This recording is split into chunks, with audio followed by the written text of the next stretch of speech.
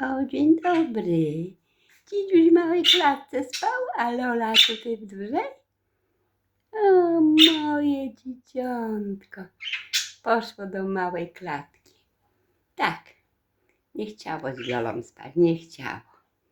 Nie chciało, no tak, no tak. Fajne są moje kochane. Fajne są, tak. Fajna. Lolunia fajna, tak. I dzidziuś fajny. O, wychodzi. Dzień dobry. Dzień dobry, dzidziątko. Wyspało się? Wyspało? A tu przyszło. Do Loluni się przywitać, tak. Moje dzidziątko, kochane dzidziątko.